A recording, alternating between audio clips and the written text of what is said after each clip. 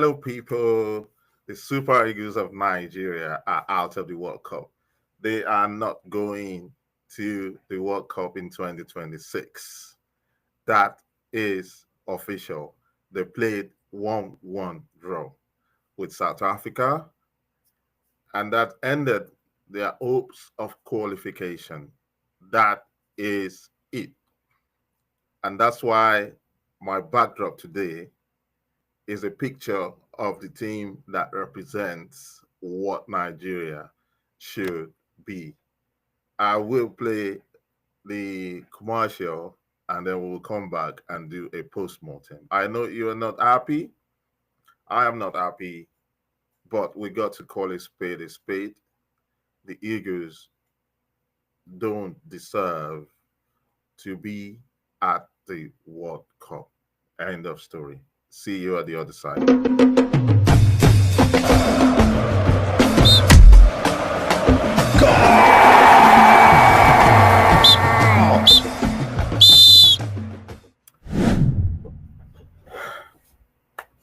Okay, so this is a postmortem, and for someone who was alive when the team behind you played, at the 1994 Nations Cup, and this team was started to be built around 1992, and the team peaked at 94 when they won the Nations Cup, and they also went to the World Cup.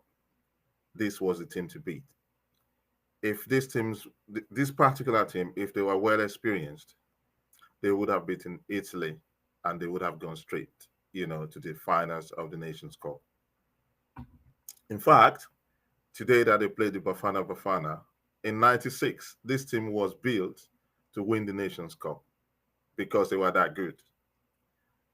But the military government in Nigeria, the Abacha military government, stopped them from going to the World Cup, and the rest is history. South Africa won their first Nations Cup, AFCON, and it's a similar story today. We're going to go over it to see how Nigeria, actually did a Father Christmas, gave away their chances of qualification, and that is why South Africa is going to the World Cup. I think, if I'm not mistaken, correct me, send your comments in, keep the chats coming in. We need to chat a lot today. I need to. Okay, this one is from Fede. Fede said exactly, we don't deserve to play in the World Cup next year. I totally agree with you. That is the old truth and nothing but the truth. Keep the comments going because we're going to do a post-mortem, like I said, and we're going to place the blame where the blame deserves to be. So I think, as I was, the conversation we were having before I read Fede's, comments, I think South Africa played in the World Cup because they hosted it. This is the first time that they're going to qualify for the World Cup. If I am wrong, please tell me in the comments. Let me know, because none of us are above, mistake. I didn't check on that before I came online. Anyway, so what I'm saying is, why have we found ourselves here? This is Nigeria, a nation of 200 million people. And if you go on the streets of Nigeria on a daily basis, you see kids playing football. Nigeria is expected to be the Brazil of Africa. With that human capital and relative wealth that Nigeria has got, at least there's something that they should prioritize, and that is football. Prioritize one thing. Do you know that the Colombian cartel actually funded the rise of Colombian football in the 90s? The country that produced Asprilla and all of those, fantastic footballers that came to World Cups. The cartel, an illegal entity, focused to say, apart from this, business of corruption and crime that we do, we need to finance football because football brings joy to the people. And they were consistently going to the World Cup. That is a cartel. But in Nigeria, that's totally, not the case. And we don't like to tell ourselves the truth. That is the problem of Nigeria. So I'm not going to waste your time today. I'm going to share. I, Jesse, I'm placing the blame for the non-qualification of Nigeria solely on the table of the Nigerian Football Federation.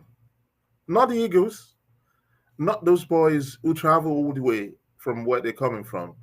Like today, Olaina went out injured. Oshiman was injured yesterday. These guys are risking lives and limb to play for Nigeria. But what do we do for them? How do we help them to achieve their dreams?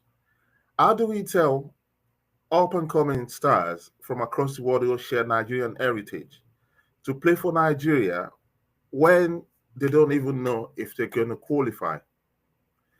The only way to entice diaspora-born Nigerians to play for Nigeria is when you consistently qualify for Nations Cup and qualify for the World Cup. If you don't do that, these guys owe you nothing. There is no obligation for them to say, oh, come and play for us. So you take a look at Senegal. Senegal, for instance, they've got all of these guys from France, from the UK, from Germany, trying to play for Senegal. Why? Because they know if they choose Senegal, they are going to get to the World Cup. It's the same thing with Cameroon. Cameroon is a small nation, roughly the size of Lagos. Not the size of Lagos, with the population, of Lagos. And they're pulling their weight. They're going to qualify. We're going to check that soon. So, but let's, see what's going on with the NFF, the Nigerian Football Federation. I'm going to show you. We're not going to go into it. We're just going to go into a series of press, what has been happening, so you can see for yourself. So this is 2019, and there's a report from the BBC, the British Broadcasting Federation, that says the Nigerian Football Federation is facing a further corruption probe. A further. Do you mean that means they have a stack of corrupt offenses, of corrupt issues that has been dragging on forever? Nigerian Football Federation is facing a further corruption probe. And that is from the EFCC, the Nigerian Anti-Corruption Agency. So you can see that. So I'm not going to go into the details. I just want to bring all of these facts, to your table. That is number one. I'm going to share another one.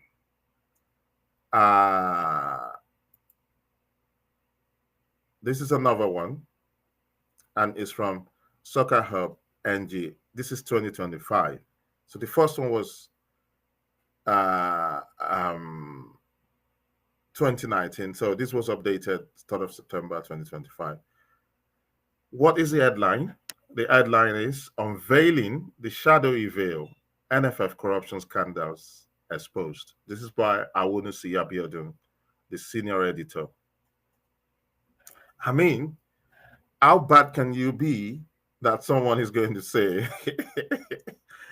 that, write this kind of flowery headline to say Unveiling the Shadowy Veil, NFF Corruption Scandals with an S. Scandal with an S. This is what this is all about. So it says in the realm of football administration, integrity and transparency are crucial elements that ensure the sport's growth and fair play. However, the Nigerian Football Federation has been marked by a series of corruption scandals that have cast a shadow over its operations. So they've got a catalog: the genesis of corruption allegations, embezzlement of funds, player exploitation, lack of accountability, implications for Nigerian football, cause for reform, and a glimpse of hope. Guys, there's no hope. The corruption is totally and total, is complete. And that's why Nigeria, of 200 million people, is going to be missing from the 2026 World, Cup in the USA. So um, I'm going to read out some of the comments as well.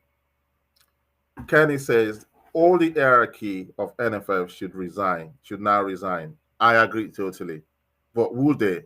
We're still going through their catalog of corruption. These are corrupt people. Let's call it spade a spade. They are absolutely, thoroughly, totally corrupt. And corrupt people needs to be booted out. They won't go by themselves. They will not. So Abdullah said the second half was ours. The coach has been doing this mistake in virtually every game, starting the wrong people. Look at what Aro Kodare did in the second half. What would have happened if he did start? Yeah. We will come to Eric Chell.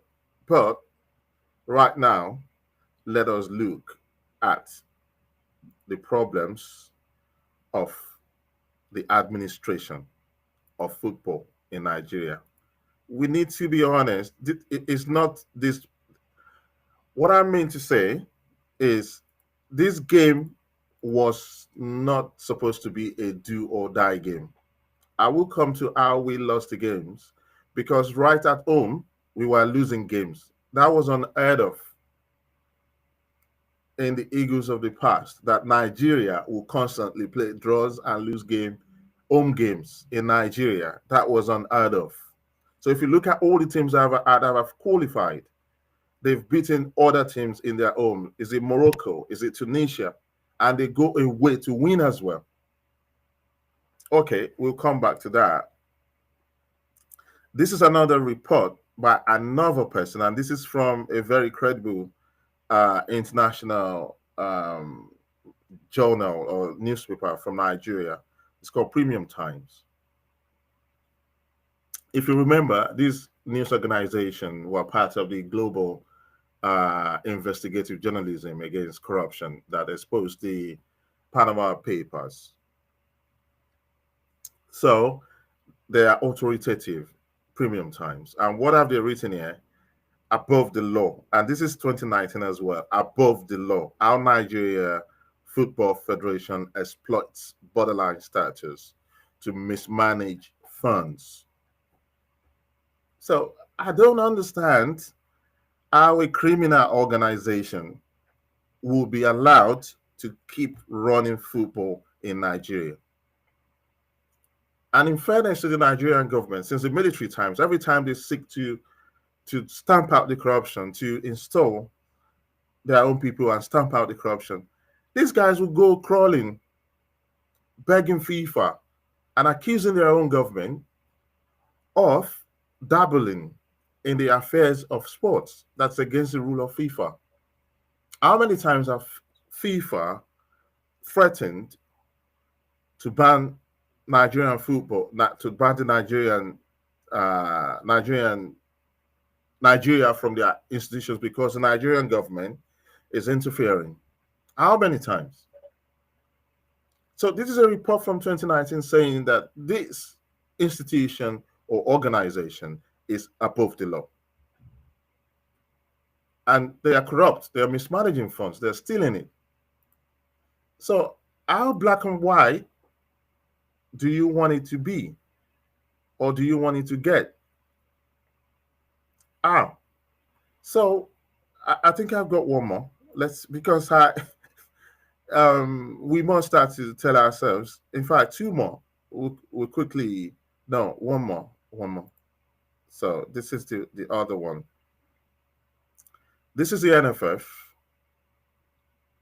And look at their reply to all of the allegations that has been leveled against them. They're saying that the investigation of their organization is an effort in futility. It is, look at this is a report by Jacob Ayom. So the Nigerian Federation, NFF, is in the news again for all the wrong reasons. In the news again. In the news again for all the wrong reasons. For the upteenth time, an anti-graft agency, the Economic and Financial Crimes Commission, is in the football house investigating a petition against top officials of NFF who have been accused of financial misappropriation. So there you go. What else do you need to know that this is a thoroughly, thoroughly corrupt institution? And why are they being allowed to ruin the dreams and aspirations and goals of 200 million people?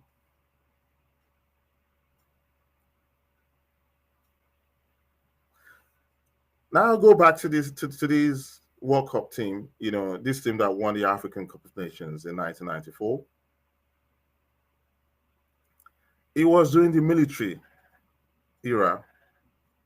I think the vice president put Nigerian Eagles and other sports under his portfolio. And if I remember very well, his name was General Augustus Ikomo. He was the vice president. The military knew how great football is to the Nigerian people, and they gave it the attention that it needed. They got Clemens Westeroff in. They actually created a system that churned out talent after talent after talent after talent after talent. All of these guys that you see playing here today, they played in the Nigerian league. If you go on our website, or you look at all the stories we've been doing, you will know there was a story that went viral on our Facebook page. That is a story of ASEC Mimosas. You will find out that Benny Roja in this team and Rashidi Yekini actually played in the Nigerian local leagues and then moved to the hottest bed of African football at the time, ASEC Mimosas, to apply their trade, learning the game, learning the rudiments, the skills needed to be stars before they moved to Europe. I remember Amokachi the Bull was playing for a club called the Ranchers Bees of Kaduna. During that time, we didn't have all the money and we didn't have all the knowledge that we have today. But these guys became world beaters because they did the right things. They put the square pegs in square holes. So everything matched. But what do we have today? We just have people who are there to use the Nigerian Football Federation as a money-making, vehicle. They're not interested in you. They're not interested in the sport. They're just interested in the money that they can get from it and the status that offers them in the Nigerian society. So this is where we need to start, to call these people out. So let's look at the tables and see what the other team. So effectively, the Nigerian Super Eagles, they have become a mid-table club in Africa. We're struggling with Benin Republic. Well, we're struggling with Rwanda. We're struggling with everyone. And these are supposed to be top of the range football players. So when this team, Osimhen goes back to Turkey, Lukman will be playing in Champions League for Atalanta. And all of these guys, they go back to their European, clubs. We watch them play at the highest echelons of the society, and you see them performing at their best. So how come when they come to the Nigerian national team, they become timid players who can't even get one leg right after the other? So I'm going to go into the comment section. Who else have we got? Okay. Fede says that everyone at the NFF should consider resigning. How can a footballing nation with so many talented players fail to qualify for 2 consecutive World Cups? And that is a question. That is the main question. So let's quickly go and see um, the qualification groups and then see how things are at the moment. See who is in and who is out. So this is the FIFA side. You can see 9th of September 2025. And we go to Group A. In this group, Egypt already qualified. That is a team we're talking about. That is a team that's supposed to be on the same level with the Nigerian team.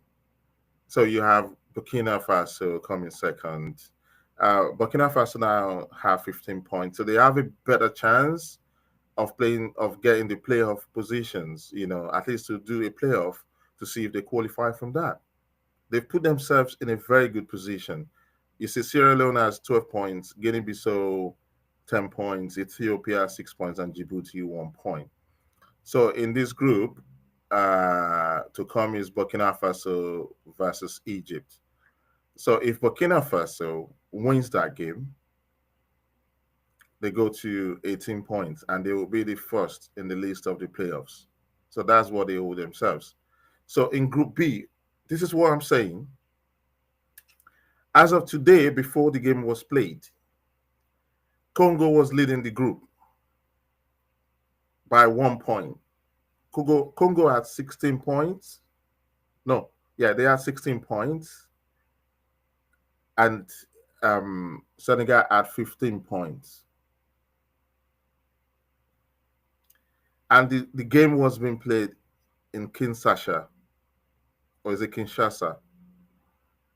So you would expect that Congo was going to have the home advantage. But when your team is good and well drilled and in a good position, and they put the players in a position to have hunger to qualify, then miracles happen. Senegal won this game 3-2. And now Congo is going to be, playing for, unless Senegal loses the next game and Congo wins, then they have a chance. But as it stands, Senegal is going to play to come. I think is another Congo versus that. Anyway, that is Group B. Let's go to Group C. And this is the group. Look at Nigeria. Look at Nigeria sitting on the same points with Benin Republic, Rwanda. I mean, how do you start to explain this? How do you? Just take a look, take a look, take a look. How do you start to explain this? 17 points. That is a full 2 matches over and above Nigeria. And if you look very well, Benin, I think Benin they've still got a match to play. Right. So they're gonna go second. No, I think that's the thing. So I had Group C. So let's go to Group D. Cape Verde, also called Cabo Verde. They're leading Cameroon. So by just that 1 point. So you can see Cameroon slipped up here by playing 2 draws. That was what, put them that. Anyway,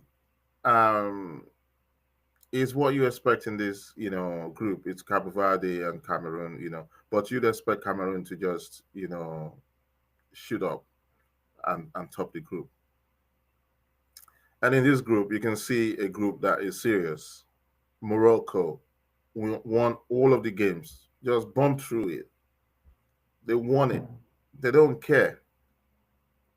Bring anyone. Tanzania, Niger, Zambia, Congo, Eritrea, beat all of them. And that's Group E. So you go to Group F. Cote d'Ivoire is leading Gabon by just 1 point. That's another team. They won the African Cup of Nations. Nigeria came second. And they kicked on from there. But Nigeria just basically regressed. The NFF, the corrupt NFF, was signing coaches. At a point, they did not have any replacement for a coach, for a Nigerian coach. And Nigeria was due to play World Cup qualifiers. Can you imagine? They left the team on autopilot. And these guys have no knowledge of football. They are not good to administer anything. They can't even administer the corner shop. But yet they are there ruining the dreams and hopes of Nigerians. So Cote d'Ivoire kicked on from beating Nigeria at the last African Cup of Nations. And look at where they are. They only played draw to be at 19 points. Okay. Group H, Tunisia qualified already. You can see it. So Namibia is the only one challenging there, and they are 7 points adrift. So that's all the groups. That's all the groups. So how did we get to where we got here? Let me go into the chat room and see what Kayode, thank you for joining us. And you have said missing 2 consecutive World Cup just like that. Yeah, they just missed it. And the reason they've missed it is because we have a corrupt, incompetent, and totally clueless Nigerian Football Federation. It's time that we stop all this politicization of Nigerian football. So if you want to know how we came down this road, June 2024 versus Benin Republic, we lost 2-1 away from a winning position. Rafael Oyedika scored in the 27th minute of the game. We scored early and went on to lose the game from goals from Jodel Dusu and Steve Mooney. June 2024 versus South Africa, we played a home game versus South Africa and we drew it 1-1. So South Africa scored first and we equalized in the second half through Fisayo Dele-Bashiru. Then already you lost one, you drew one. The new coach was finally appointed. Eric Chell came on and took, control of the game. So they won 2-0 over Rwanda. And everybody thought, oh, we can now, move on. Then we labored to a 1-0 win in September 2025 over Rwanda. And then we went to South Africa and played a draw. So that's how we came to where we are today. So now coming to Eric Chell. We all saw what Eric Chell did with what team did he come with? Was it the Malian team? I can't remember now. So he came to the Nations Cup and, narrowly lost to the hosts, Cote d'Ivoire. And in fairness, I thought that team was well drilled and organized. And, They played really, really defensive football. They were robust defensively, and they tried to nick you on the counter attack. Now, is he the right choice, for the Super Eagles? At the point when he was, when he was appointed or about to be appointed, when they were just, you know, floating the idea, I was ambivalent. I didn't know whether to support him or not.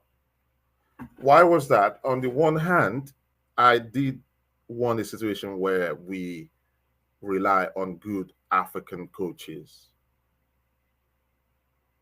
that understands the culture, understands the expectation, understands the African, players. So this is a context in which I felt, okay, if this guy has got a lot of, exposure and has led the team to the Nations Cup, let's see what he can do. But on the other hand, you look at Nigeria and the status of Nigeria in the global game and in the um, African game. You're expecting that if you do not groom your own coaches, which is also a result of the corruption and the incompetence of NFF, because the NFF has a remit to develop Nigerian football. So coaching and refereeing should actually be the areas in which they paid a lot of attention. Sending coaches on courses or bringing experts into Nigeria to guide them, to give them refresher courses will be one way to go at it. Giving them some sort of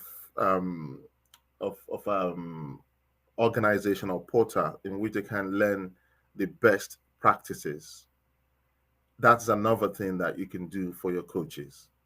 And then synchronizing the way the under 17, under 21, under 16, all of the academies, how they play, and having a playing identity. That is what we expected of the NFF. Not just becoming a ticketing office, a visa office where you just arrange visas for players to come and go. That's what they've been doing. And that's why we're not going to the World Cup. So you expected them to groom their own coaches. So if we're not grooming our own coaches to that expected level and we want to get a coach, look at Brazil.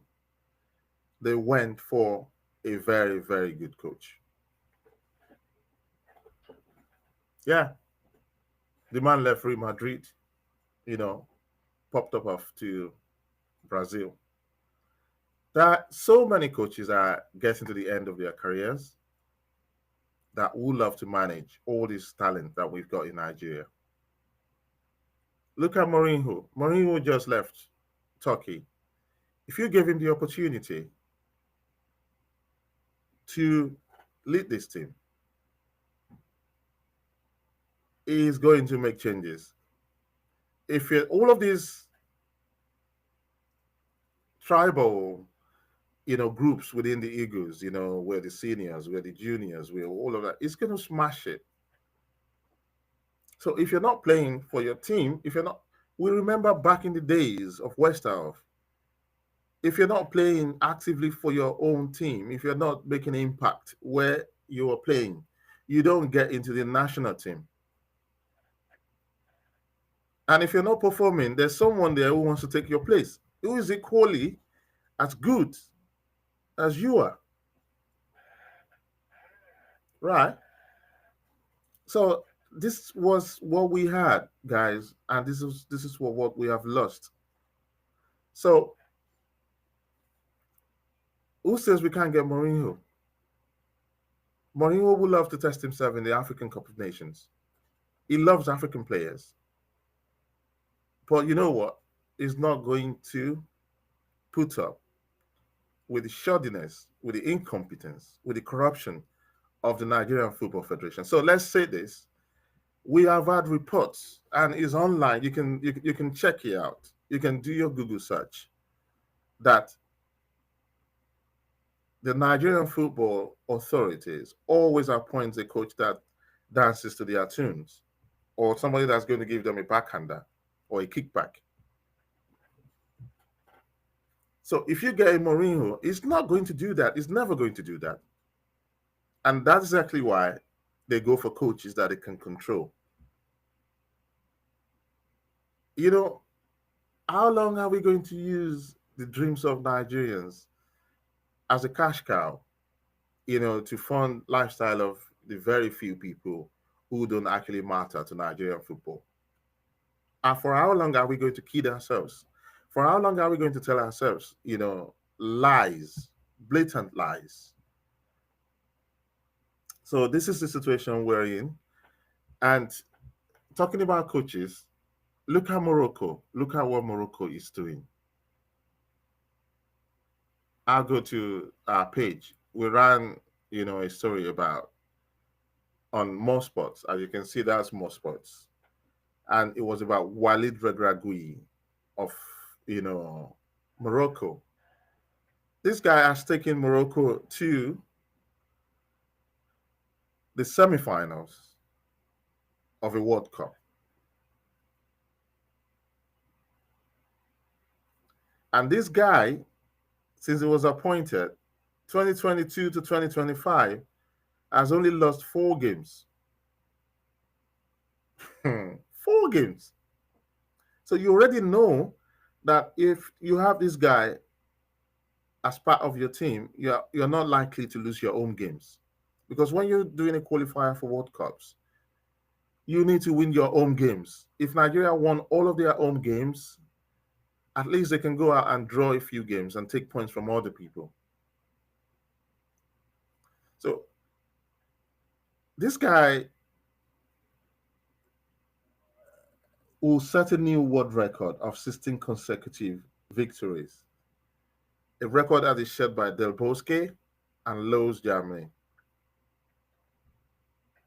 So you can see what we mean. So I do understand that the underlying systems, the support systems, has favored this guy because Morocco is well organized when it comes to football and sports. The guys, their football association, their sports association are doing what they are meant, to do, so that they give these guys, a base from which to build. We don't have that in Nigeria. We just like to fool ourselves. How come that we don't, even in African Cup of Nations, how come we don't have referees? How come we don't have referees? Nigerian referees. They're also corrupt. How come we don't have? Look, this is gone on year after year after year after year after year. It's going on like that. So how long are we going to put up with that nonsense? Nigeria is supposed to be producing the best in class talent and people, because you've got 200 million people and talent is not evenly distributed. So you have more latitude to capture more talent from 200 million people than you would from 20 million people. You can say anything about Cameroon. If you go to Cameroon, go to Douala, it's not that developed. They've got a president who is on wheelchair, on deathbed, whatever it is. But when it comes to football, they are punching above their weight. That is something that they don't mess with and they don't joke with. So that's why they are rivals. They are rivals to Nigeria. And they've won more African laurels than Nigeria, with 200 million people. So this has got to stop, guys. So this is exactly why we are where we are. So, guys, I don't want to bore you. It's better this way. We can watch the World Cup and monitor it without stress or pressure. Let's support African teams. On More Sports, we love to support all black sports. If there's an Olympics and there's a black country participating in it, we're supporting them. That is why we're more sports. So we're going to support all African teams, and that's what we do. So I do enjoin you to also support all African teams at the coming World Cup. They are now representing you, and they're representing me, and they deserve all our support. So thank you for joining me. I do appreciate what you do for More Sports. So if you've not joined us on Facebook, where More Sports, go there, click follow and like what we do. Share it with your friends. Share our stories. We do tell stories, from across Africa. And if you're on YouTube, you can go to our YouTube channel. Let me show you if you don't know what it looks like. That's our YouTube channel. We got videos on there. We got videos on here. So I'm showing you my studio. So we're there, you know. We're on Instagram.